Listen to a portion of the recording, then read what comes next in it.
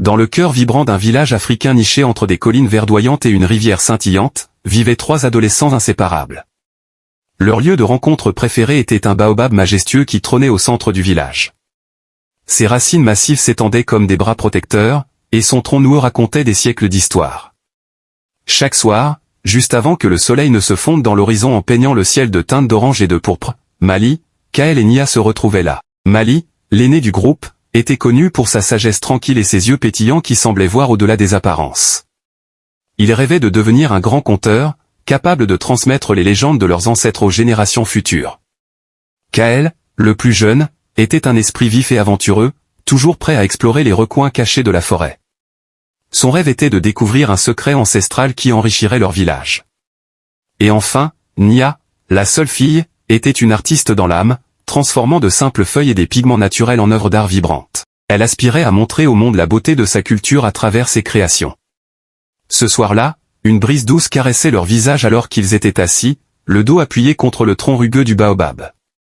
Les rires des enfants jouant plus loin se mêlaient aux chants des oiseaux qui rentraient à leur nid. Une atmosphère paisible régnait, mais Mali sentait une légère tension dans l'air. Alors que le soleil disparaissait presque entièrement derrière les collines, plongeant le village dans une douce pénombre, Mali brisa le silence. « J'ai entendu des murmures aujourd'hui au marché », commença-t-il, sa voix basse et sérieuse. « Les anciens parlent d'une étrange étoile filante qui a traversé le ciel la nuit dernière. Certains disent qu'elle annonce un grand changement. » Kaël redressa les épaules, ses yeux s'illuminant d'excitation.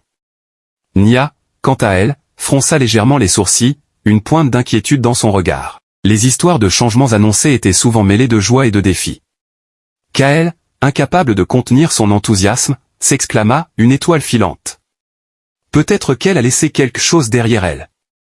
Un trésor, ou un objet magique. » Il se leva d'un bond, prêt à partir à l'aventure sur le champ. Mali le retint doucement par le bras. « Doucement, Kaël. Les légendes parlent aussi de créatures étranges qui suivent ces étoiles. Nous devons être prudents. » Nia hocha la tête en signe d'approbation. Mali a raison. Nous devons en savoir plus avant de nous précipiter. Le lendemain matin, dès les premières lueurs de l'aube, les 3 amis se retrouvèrent au pied du baobab. Ils décidèrent d'aller interroger les anciens du village.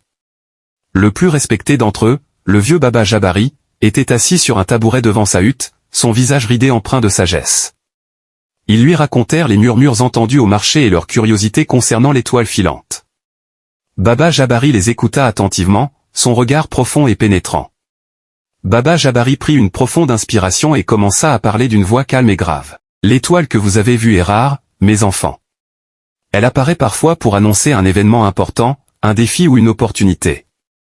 Les anciens disent qu'elle est le messager des esprits. » Il marqua une pause, son regard se perdant dans le lointain.